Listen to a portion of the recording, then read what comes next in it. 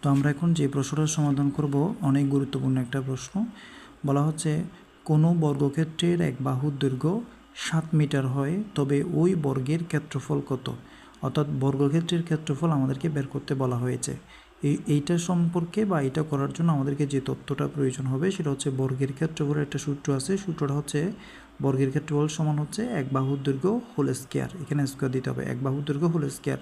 অর্থাৎ বর্গের ক্ষেত্রফল বের করার জন্য এক বাহুর দৈর্ঘ্য হোল স্কয়ার বর্গ মিটার, এই সূত্রটা আমাদের ব্যবহার করতে হবে। এখন এই প্রশ্নের মধ্যে তোমার হচ্ছে যে এই এক বাহুর দৈর্ঘ্য কত দিয়েছে? 7 মিটার। তো আমরা এক বাহুর দৈর্ঘ্য এখানে বসাই দিব 7, এখানে স্কোয়ার আছে, তারপর হচ্ছে বর্গ, তারপর এখানে হবে মিটার, বর্গ মিটার। তাহলে 7 স্কোয়ার মানে কি? এই যে এখানে 7 স্কোয়ার মানে হচ্ছে এই 7টা দুইবার গুণাকারে আছে, অর্থাৎ 7 গুণন 7, 7 7 49, তার মানে এখানে হবে 49 বর্গ মিটার।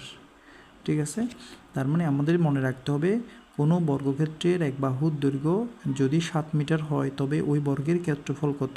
অর্থাৎ বর্গের ক্ষেত্রফল আমাদেরকে বের করতে বলা হয়েছে। তো বর্গের ক্ষেত্রফলের সূত্র হচ্ছে এক বাহুর দৈর্ঘ্য হোল স্কয়ার। আমরা এই এক বাহুর দৈর্ঘ্য যে 7 মিটার দেওয়া আছে, এটা এক বাহুর দৈর্ঘ্যের জায়গায় 7 বসাই দিলাম।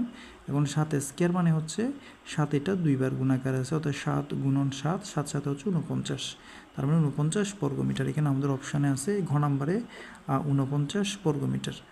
ঠিক আছে, তো এটা হচ্ছে বর্গক্ষেত্রের ক্ষেত্রফল বের করার জন্য যদি কোনো মান দেয়া থাকে সেই মানটা আমরা সূত্রে বসাই দিব। অনেক সময় মান না দিয়ে অনেক সময় দিতে পারে কি, আমরা আগের ভিডিওতে করেছিলাম, সেটা হচ্ছে বর্গক্ষেত্রের এক বাহু দৈর্ঘ্য ক হলে এখানে কিন্তু কোনো মান দেয় নাই, ক দিছে, সেজন্য আমরা সূত্রের মধ্যে কি বসাই দিছি? এক বাহু দৈর্ঘ্যের জায়গায় ক বসাই দিছি। তাহলে ক স্কয়ার হবে, ক স্কয়ার বর্গ একক। তাহলে এখানে আনসারটা ছিল ক স্কয়ার বর্গ একক। এই ধরনের আরও তথ্য পাওয়ার জন্য আমাদের প্লেলিস্টে প্রচুর ভিডিও দেওয়া রয়েছে।